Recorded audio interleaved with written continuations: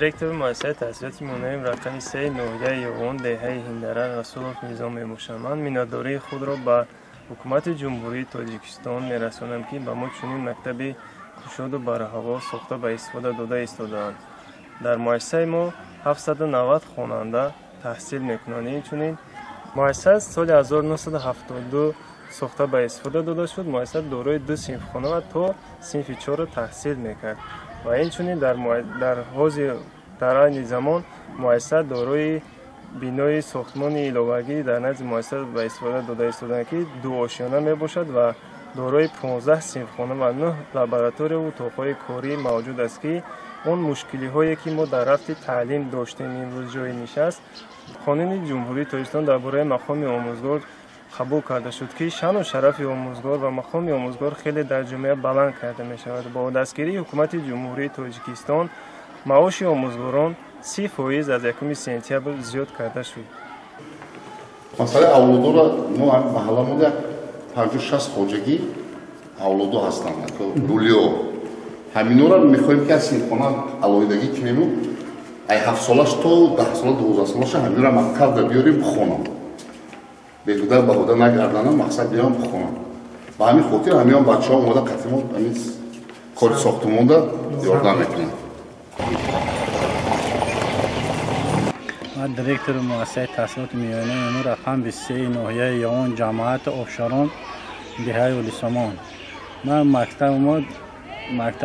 мактаби нав сохтем, мактаби кӯна доштем.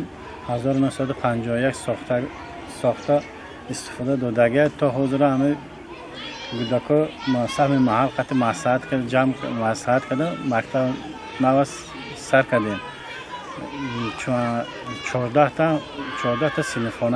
14 синфхона 450 та хонанда дар 2 баста ҷойгир мешаванд.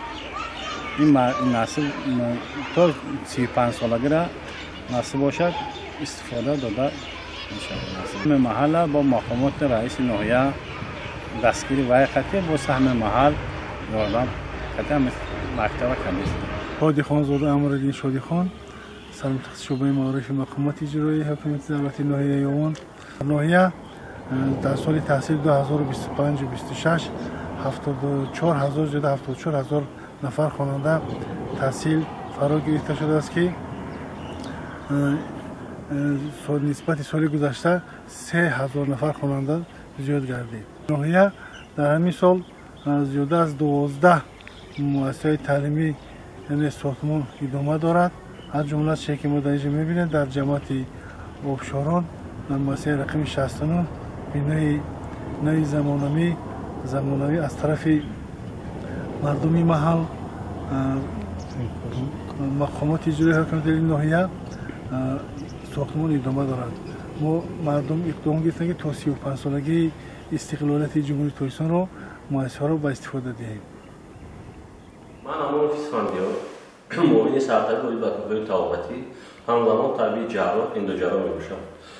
таҷрибе ки дар назди мо истодааст ин таҷҳизоти ҳозиразамон маҷмӯаи эндоскопия аст, ки тамғаи 4 канон дорад аз тарафи вазорати тандурустӣ ва ҳифзи иҷтимоии аҳолии ҷумҳурии Тоҷикистон ба беморхонаи мо дастрас гардидааст. ин таҷҳизоти замонавӣ буда муосир бо ин ҷарроҳиҳои малоинвазивӣ гузаронда мешавад, ки пештар ҷарроҳиҳоро бо роҳи буриш гузаронда мешавад. айни ҳол бошад бо тавассути ин маҷмӯа мо ҷарроҳиҳоро бо роҳи эндоскопӣ мегузаронем. бо ин таҷҳизот тамоми ҷарроҳие ки дар коки шикам гузаронда мешавад айни ҳол мо мегузаронем.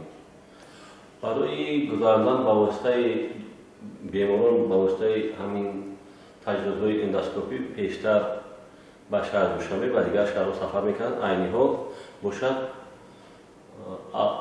мардуми ноҳия ва атрофи ноҳия ноҳияҳои ҳамсоя низ ба мо муроҷиат мекунанд. ҷарроҳии минимазин дар инҷо гузаронда мешавад. беморхонаи марказии ноҳияи Ёғон дорои 740 кати бистарӣ мебошад, ки аз ин 560 кати бистарӣ дар сохтори госпиталӣ ва боқимонда дар беморхонаи рақамӣ вуҷуд доранд.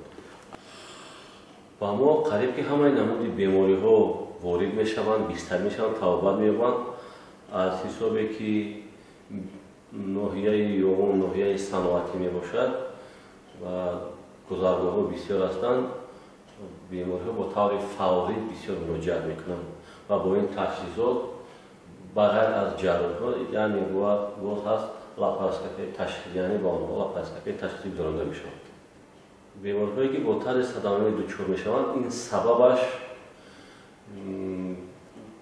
гузариши автомобилҳои гармовазн яъне боркаш дар ноҳияи мо бисёр ҳастанд ва гузариши автомобилҳо ниҳоят зиёд ҳастанд. аз ин ҳисоб садама дар мо бисёртар ба қайд гирифта мешавад ва ворид мешавад.